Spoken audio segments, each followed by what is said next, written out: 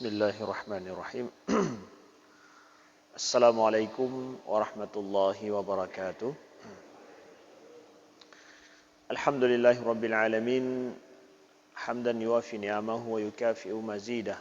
Ya Rabbana lakal hamdu kama yanbaghi li jalali wajhikal karimi wa 'azimi sultanik. Allahumma salli wa sallim wa barik ala sayyidina Muhammadin wa ala alihi wa sahbihi wa sallim. Subhanaka la ilma lana illa ma 'allamtana innaka antal alimul hakim. Allahumma 'allimna ma yanfa'una wanfa'na bima 'allamtana wa zidna ilma. Rabbi shrah li sadri wa yassir li amri wahlul 'uqdatam min lisani yafqahu qawli, amma ba'du. Hadirin sidang jamaah salat subuh Masjid Babut Taqwa Batoh, Banda Aceh yang dimuliakan Allah. Ahibati fillah, saudara-saudaraku yang dirindukan oleh Rasulullah sallallahu alaihi wasallam. Alhamdulillah, Allah perkenankan di subuh yang berbahagia ini kita i'tikaf dan melaksanakan salat subuh berjamaah di akhir daripada bulan Rajab yang merupakan salah satu daripada bulan yang diharamkan oleh Allah Subhanahu wa taala. Tradisi masyarakat Aceh bicara masalah bulan Rajab adalah bulan apam. Tapi lebih daripada itu, bulan Rajab kita memperingati sebagai, bahkan tanggal merah lagi, tanggal 27 Rajab, hari ini tanggal 29, kita peringati sebagai peristiwa Isra Mi'raj Nabi SAW. Satu, kita peringati tentang masalah mukjizat Rasulullah. Yang kedua, kita peringati sebagai hari kewajiban solat. Hari kewajiban solat. Jadi kalau ada hari Eid sedunia dan yang lain-lain, maka 27 Rajab tanggal merah itu adalah kita memperingati hari solat sedunia. Hari di mana kita setiap tahunnya introspeksi diri bagi kita yang sudah melaksanakan solat, atau hari di mana kita melihat masih banyak saudara-saudara kita, orang-orang di sekeliling kita yang mereka tidak solat, tidak disiplin solat. Ada yang tidak solat sama sekali. Begitu juga ada yang tidak disiplin untuk melaksanakan solat. Paling kurang ada 3 macam orang. Yang enggak laksanakan solat masih dalam hidupnya sama sekali. Tidak disiplin solat tapi tidak disiplin, atau kadang ada kadang tidak. Ada juga yang sudah disiplin melaksanakan solat. Nah, alhamdulillah. Nah, ini menjadi introspeksi bagi masyarakat kita. Sedih kita masih banyak orang yang meninggalkan solat. Pernah suatu ketika Rabi'ah bin Ka'ab al-Aslami, beliau adalah salah satu daripada pembantu Rasulullah sallallahu alaihi wasallam yang selalu membawa wuduk Nabi dan juga melakukan hajat-hajat daripada apa yang diperlukan oleh Rasulullah sallallahu alaihi wasallam. Beliau membantu Nabi dengan ikhlas. Sampai-sampai beliau enggak pernah minta apa-apa sama Nabi. Jadi betul-betul hidup beliau berkhidmah membantu Rasulullah sallallahu alaihi wasallam. Enggak minta pamrih apa-apa. Rasulullah sampai tanya pada Rabi'ah bin Ka'ab. Ini adalah seorang laki-laki, bukan seorang perempuan. Rabi'ah Beliau tanya, "Salni." Nabi bilang, "Minta padaku." Melakai, pernah mahut. Ada apa hajat? Minta padaku, kata Nabi SAW. Nabi sendiri yang suruh pada Rabi'ah untuk minta. Karena saking beliau enggak mau minta apa-apa sama Nabi. Lalu beliau bilang bahwa, "As'aluka murafaqatuka fil jannah." Aku meminta padamu ya Rasulullah membersamaimu di surga. Secret melakai mentang kata picuk je. Sekali beliau minta, udah itu akhir. Udah itu to the point langsung. As'aluka murafaqatuka fil jannah. Ya Rasulullah, aku minta padamu adalah membersamaimu di surga. Lalu Nabi bilang, "Aw ghaira dzalik?" Ada lagi yang lain. Ada lagi yang lain. Itu kan nanti di akhirat. Sekarang ini dunia, minta rumah, minta mobil, minta istri, minta anak, minta macam-macam. La ya Rasulullah. Tidak ya Rasulullah. Huwa dzaka. Itu saja ya Rasulullah. Aku meminta membersamaimu di surga. Lalu Nabi bilang apa? A'inni ala nafsika ala kathrati sujud. Kalau itu permintaanmu, maka kata Nabi, bantu aku. Ya. Jadi bantu aku untuk mewujudkan impianmu itu dengan memperbanyak sujud, kata Nabi. Bantu. Jadi Nabi enggak langsung berdoa bahwa kalau begitu saya berdoa kamu langsung masuk syurga hari ini. Tapi kata Nabi adalah a'inni ala nafsik. Bantu aku untuk mewujudkan impianmu itu dengan memperbanyak sujud. Saudaraku yang dimuliakan Allah, sujud kita itu diandalkan. Sujud kita itu kita andalkan untuk masuk syurga. Orang yang dekat dengan Nabi saja, yang membantu Nabi enggak minta apa-apa pamrih apa-apa, Nabi bilang apa? Kalau engkau mau masuk syurga, perbanyaklah sujudmu. Jadi aku tidak bisa mendoakanmu langsung sekarang kalau engkau tidak melaksanakan banyak sujud dalam hidupmu. Enggak bisa. Maka bayangkan kalau seandainya saudara-saudaraku yang masih jauh daripada solat, ya, masih kurang sujudnya yang diminta oleh Allah, ya, bagaimana kita bicara masalah syurga nanti? Ini orang sudah, sahabat Nabi ini sudah berjibaku membantu Nabi, sudah cinta sama Nabi. Tapi Nabi bilang apa? Hanya sekedar bersamaku belum tentu bisa masuk syurga. Tapi apa? Perbanyak sujudmu. Ya, jaga solatmu. Perbanyak lagi bahkan sujud. Karena itu akan membantu untuk masuk ke syurga. Jadi nggak bisa kita ngomong syurga kalau seandainya solat kita masih belepotan, masih nggak bisa, saudaraku yang dimuliakan Allah. Andalan kita itu adalah dengan solat yang betul-betul kita jaga. Pertama, ya. Yang kedua adalah dalam kita memperingati Isra Mi'raj hari solat ini juga nanti mungkin akan ada kita buka sesi pertanyaan, ya, lebih mungkin ada hal masalah solat seputar solat yang perlu kita bicarakan. Nah, kemudian bagi yang masih belum solat ini, ya, kita sampaikan kepada saudara-saudara kita yang belum solat, ya. Kita yang sudah mulai disiplin solat, sampaikan ini kepada yang belum solat. Kalau zakat itu Allah minta, itu adalah kewajiban pada harta kita setahun sekali. Itu kewajiban pada harta. Tetapi kalau solat itu adalah kewajiban pada jasad, pada tubuh, pada nyawa kita. Untuk dia melaksanakan solat setiap hari, bukan setiap tahun. Bukan setahun sekali. Tapi adalah 5 kali dalam sehari. Harian, kewajiban harian terhadap jasad, terhadap tubuh, terhadap nyawa ini. Maka dalam melaksanakan solat, kewajiban solat, kita nggak bisa pinjam tubuh orang lain sebentar untuk laksanakan solat saya sebentar. Saya sedang berhalangan, bantu sama anak kita, bantu sama istri kita sebentar, nggak bisa. Hanya pada nyawa ini, hanya pada tubuh inilah yang diwajibkan. Nggak bisa ditransfer kewajiban pada orang lain. Dia adalah kewajiban pada nyawa kita, pada tubuh kita. Selagi masih ada nyawa di kandung badan, maka solatlah sendiri. Kalau nyawa sudah enggak di kandung badan lagi, maka orang lain akan menyalatimu. Tenang aja. Ya. Selama nyawa masih di kandung badan, laksanakan sholat sendiri. Semampu mungkin. Enggak mampu berdiri, maka duduk. Enggak mampu duduk, maka berbaring. Ya. Silahkan. Tapi kalau nyawa sudah terpisah daripada badan, masih wajib juga untuk sholat. Tapi enggak kamu laksanakan sendiri. Siapa juga orang lain menyalatimu. Baru kemudian boleh dipindahkan dari muka bumi ke tempat lain. Haram dipindahkan dari atas muka bumi ini kecuali setelah 2 hal. Solat sendiri atau disalati sama yang lain. Udah enggak sanggup solat sendiri, enggak boleh langsung dikuburkan sebelum disolatkan sama yang lain. Jadi betul-betul solat atau menyalatkan, ya. Solat sendiri atau disolatkan. Ya.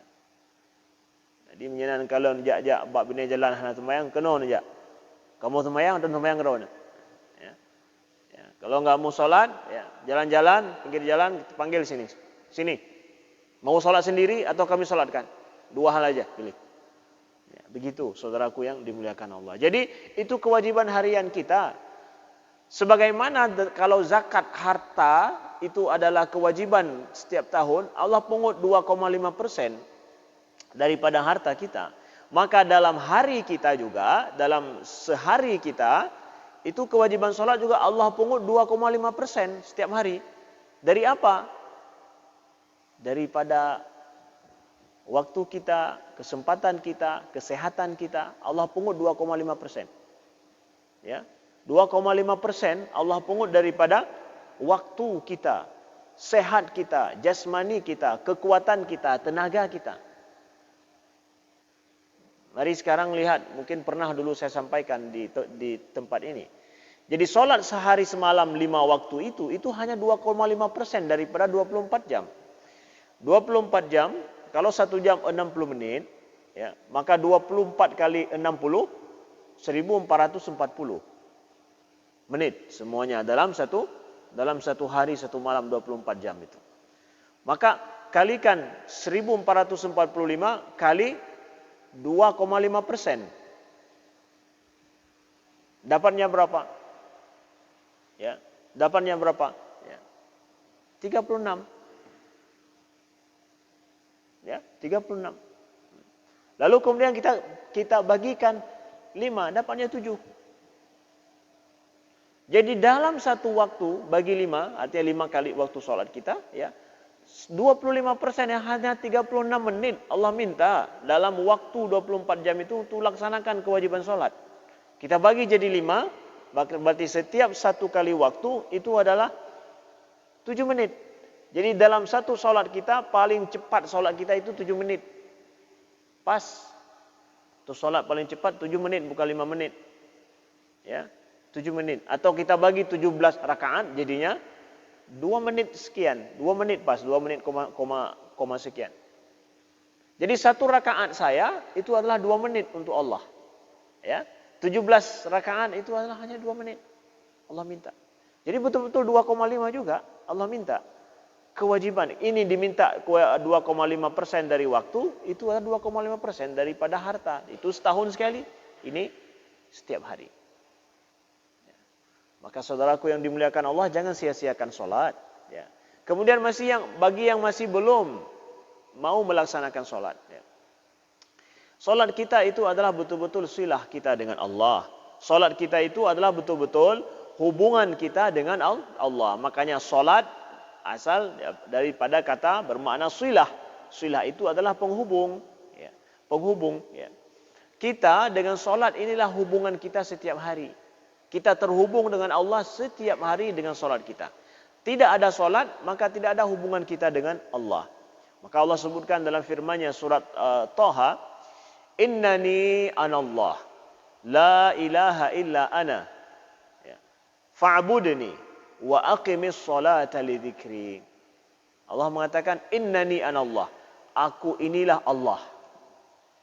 La ilaha illa ana, tidak ada Tuhan selain aku. Jadi yang mengatakan dirinya Tuhan siapa? Allah. Bukan kita yang menuhankan Allah. Tapi Allah sendiri mengakui, menyatakan, mengiklankan kepada kita, mengumumkan kepada kita, aku inilah Allah. Dan tidak ada Tuhan selain aku, kata Allah. Fa'budni, maka sembahlah aku. Kata Allah, sembahlah aku. Bagaimana aku sembahmu, ya Allah? Wa aqimis salata li dzikri, dirikan salat untuk mengingatku. Ya, dirikan salat untuk mengingatku. Salat itu adalah zikir kita pada Allah, zikir wajib kita pada Allah Subhanahu wa taala. Wa aqimis salata li dzikri. Orang yang enggak salat jangan ngomong masalah zikir pada Allah kalau tidak salat. Belum memiliki, walaupun saya tidak solat, tapi zikir saya sehari semalam itu 1000 kali. Omong kosong. Tidak ada. Zikir pertama yang diminta sama Allah itu adalah, yang wajib itu adalah solat ini. Ya. Solat, saudaraku yang dimuliakan Allah. Nah, maka Allah katakan dirinya Tuhan, tidak ada Tuhan selain Dia. Kemudian Allah suruh beribadah padaku dengan solat. Berarti ada solat, ada Allah, ada Tuhan, ada solat. Ada Tuhan, ada solat. Ya, hubungan langsung nih. Pengakuan terhadap Tuhan, lalu kemudian solat. Ada Tuhan, ada solat. Ada Tuhan, ada solat. Enggak ada solat, balik terus. Jadi hubungan langsung. Ini enggak bisa neko-neko di sini. Silah. Jadi. Nah, Jadi di sini kemudian saudaraku yang dimuliakan Allah masuk pada segmen yang kedua ingin kami sampaikan sebelum kita buka tanya jawab. Bagi kita yang sudah disiplin untuk sholat, ya, sudah disiplin untuk sholat, alhamdulillah. Mudah-mudahan menjadi istiqamah. Kita harapkan terus kita sempurnakan. Karena Allah menginginkan daripada kita adalah wa aqimus sholah. Bukan tunaikan sholat, tapi aqimus sholah. Maknanya apa? Sempurnakan sholat. Jadi setiap waktu terus sholat kita lebih sempurna, lebih baik. Bukan semakin tidak baik, tapi harus lebih sempurna terus. Ya. Dari dulu masa di awal kita sholat, mungkin waktu kita masih remaja, kemudian kita masa muda sampai sekarang, mudah-mudahan semakin sempurna, semakin dekat, lebih banyak khusyuknya sekarang daripada dulu.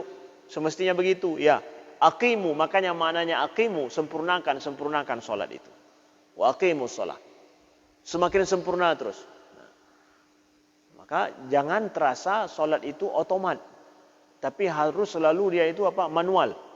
Sholat itu harus manual selalu. Enggak boleh otomat. Jangan kalau jadi makmum di belakang sadar Allahu Akbar, setelah itu pas salam, Assalamualaikum, kahliah kau sembahyang. Nah, sadarnya kembali setelah salam, salat otomatis enggak bisa. Salat itu enggak boleh otomatis, tapi salat itu adalah harus betul-betul kita sadari. Ya. Makanya Allah suruh kepada kita hafizu 'ala sholawati was shalatil wusta wa qumu lillahi qanitin. Jaga oleh kalian semua salat-salat itu dan berdirilah, ya, dan salat al-wusta dan berdirilah menghadap Allah dengan qanitin, dengan khusyuk. Ya. Jadi kewajiban kita yang sudah disiplin menjaga solat itu adalah laksanakan solat sampai kita mendapatkan titik khusyuk tersebut. Ya, titik khusyuk. Khusyuk itu adalah tujuan paling penting dalam kita melaksanakan solat. Semakin otomatis solat kita semakin tidak khusyuk. Lalu bagaimana kita yang sudah terbiasa melaksanakan solat, saking terbiasanya sudah enggak terasa lagi. Ini salah. Saking terbiasa enggak terasa itu salah. Tapi semakin terbiasa, semakin terasa. Nah, itulah yang diharapkan. Jadikan solat kita, dari sejak kita, makanya dalam mazhab Imam Syafi'i itu, ya, kalau kita melaksanakan solat, niatnya itu adalah ketika kita sedang takbir. Allahu Akbar. Saat kita takbir itu, niat kita terpasang. Ya. Adapun yang melafazkan niat sebelum solat, usalli macam-macam lah kita ucapkan. Jadi yang sebelum solat, sebelum takbir itu adalah untuk mengingatkan hati kita bahwa ucapkan ini, lafazkan ini ketika Allahu Akbar. Ya. Allahu Akbar sahaja aku solat, ya, subuh 2 rakaat ngikut imam, ya, menghadap kiblat karena Allah Taala. Itu yang diucapkan dalam hati kita. Allahu Akbar bersamaan. Niat perlu, kenapa? Supaya tidak terjadi otomatis. Imam sudah Allahu Akbar, kita pun Allahu Akbar. Paham? Enggak bisa. Ya. Niat kita, ya, pasang niat betul, ya, pada waktu yang tepat. Ya. Betul-betul masuk. Ibaratkan kita tekan pin, ada waktu khusus, tekan terus pada waktu itu. Kalau lewat, valid tidak diterima lagi. Kenapa? Waktunya sudah habis. Ulangi lagi. Kita tekan pin, ya, masuk terus tekan waktunya. Ya. Sudah habis waktu, ulangi lagi. Nah, jadi betul-betul masukkan pada waktunya niat itu. Nah, supaya tidak terjadi otomatis itu. Kemudian, ya, ketika kita membaca doa ataupun rukun wajib yang wajib dalam solat, seperti misalkan Al-Fatihah yang wajib, ya, kita rasakan apa yang kita bacakan itu dan kita maknai. Ini untuk memperbaiki kualitas solat kita yang lebih baik. Maknai solat itu, ya. Ketika kita membaca Bismillahirrahmanirrahim, ya, dengan namamu ya Allah, Maha Pengasih, Maha Penyayang. Kita akui ya Allah, Engkau pengasih, Engkau penyayang. Pada saat kita enggak dapat istri kita yang pengasih dan penyayang, saat kita tidak mendapatkan suami kita yang pengasih dan penyayang, pada saat orang-orang di sekeliling kita enggak bisa kita andalkan, kita paham di sini bahwa Bismillahirrahmanirrahim. Hanya Engkau lah ya Allah yang pengasih dan dan penyayang. Yang lain hana je kebut mendum. Mesti draw hanjit tak pakai. Takkan menyum rasanya. Terasalah bismillahirrahmanirrahim itu. Ya. Kemudian kita ucapkan alhamdulillahirabbil alamin. Kita ingat segala puji bagimu ya Allah. Bahwa kita ingat akan nikmat-nikmat Allah yang Allah berikan pada kita. Mulai dari umur kita yang dipanjangkan, kesehatan kita yang tubuh kita hari ini kita bawa dengan mudah nyaman tanpa terasa apa-apa pada tubuh kita. Perut kita enggak ada terasa apa-apa, bahkan seperti enggak ada apa-apa, kosong perut ini. Padahal berbagai macam organ di dalamnya. Allah sehat, Allah berikan. Alhamdulillahirabbil alamin. Bernafas kita dengan lega, hana. Enggak ada begitu. Enggak terasa pun apa-apa. Alhamdulillahirabbil alamin. Rasakan itu. Ucapkan alhamdulillahirabbil alamin.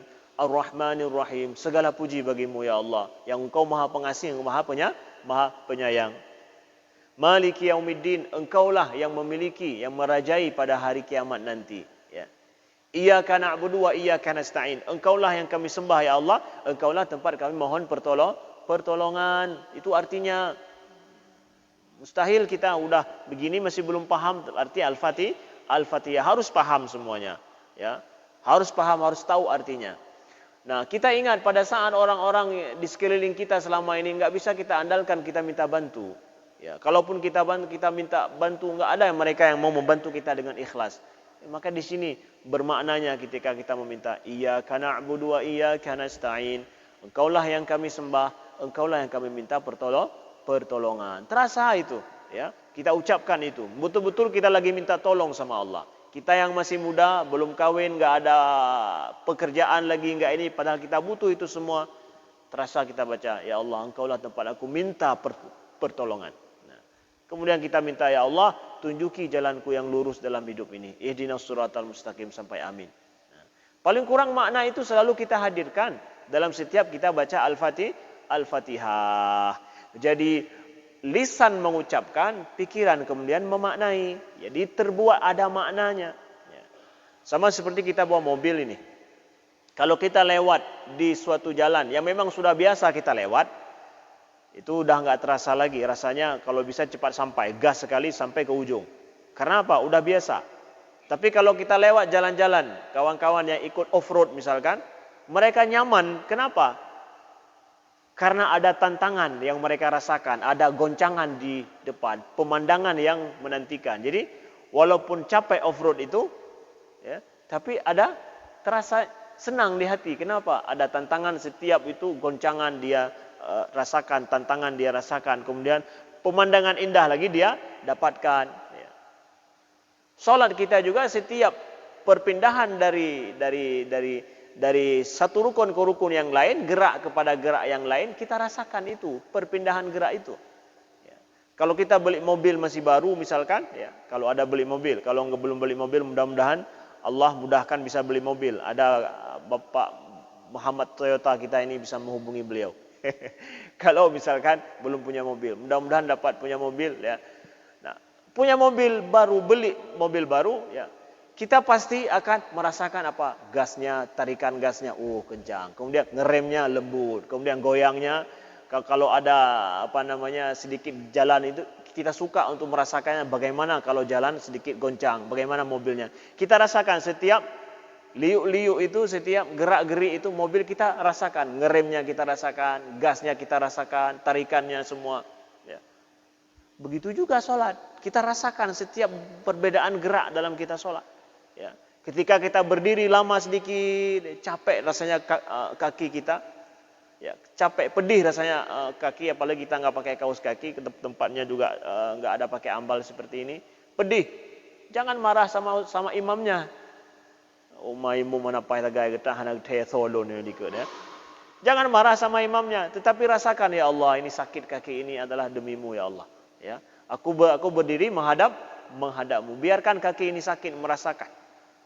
Kita sedang ibadah padanya.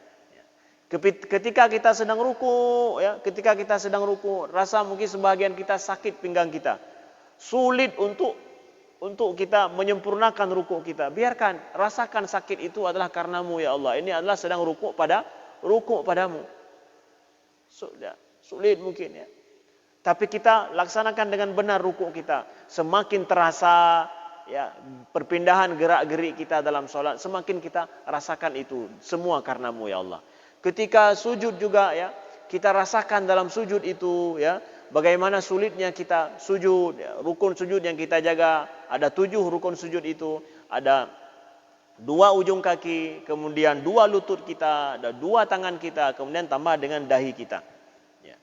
Dahi ini betul-betul merasakan beban daripada tubuh kita. Jadi jangan sujud hanya begini aja, hanya untuk nempel, asal nempel saja. Ya. Jadikan dahi ini merasakan sebahagian daripada beban tubuh kita. Makanya kalau sujud, ya, kaki kita ini berdiri tegak antara lutut sampai ke ini, ke pangkal paha ini tegak, ya, bukan surut ke belakang tapi tegak begini, ya. Ketika dia tegak, makanya dahi kita nanti akan merasakan beban sedikit daripada tubuh kita, ya. Ketika dahi kita merasakan beban itu, saat itu kita rasakan saya sedang bersujud. Sujud itu terasa. Tapi kalau hanya sekedar asal aja begitu sikit nyentuh sudah selesai, enggak terasa sujud itu. Padahal sujud dan ruku itu 2 gerak dalam solat yang disebutkan oleh Allah dalam Al-Quran. Ya, 2 gerak, ya. Warka'u ma'ar raki'in, wasjudu lillahi wa'buduh misalkan, ya. Hanya gerak solat, ya, yang disebutkan dalam Al-Quran 2, ruku' dan sujud. Maka sempurnakan solat dengan menyempurnakan ruku' dan sujud kita dengan baik. Ya, makin banyak kita bersujud, kata Nabi, aqrab ma yakunul abdu min rabbi wa huwa sajid. Sedekat-dekat seorang hamba dengan Allah itu pada saat dia bersujud. Saat dia bersujud, saat paling dekat dia dengan Allah. Maka sujud itu betul-betul performa paling tinggi dalam solat. Gerak paling hebat dalam solat kita. Sujud. Begitu saudaraku yang dimuliakan Allah, teruslah kita perbaiki kualitas solat kita. Doa-doa yang kita ucapkan, yang sunnah-sunnah itu, doa kita ruku, doa kita sujud, ya, doa ketika kita iktidal juga, ya, duduk antara 2 sujud, itu semua doa-doa sunnah yang diajarkan merupakan doa-doa kita, ya. Pujian kita pada Allah, rasakan doa itu, kita tahulah artinya. Jangan cuma sekedar kita paham kita hafal saja. Alhamdulillah, masa kecil dulu enggak dikasih tahu arti oleh guru kita. Karena apa? Belum saatnya kita paham arti. Maka disuruh hafal aja dulu, ya.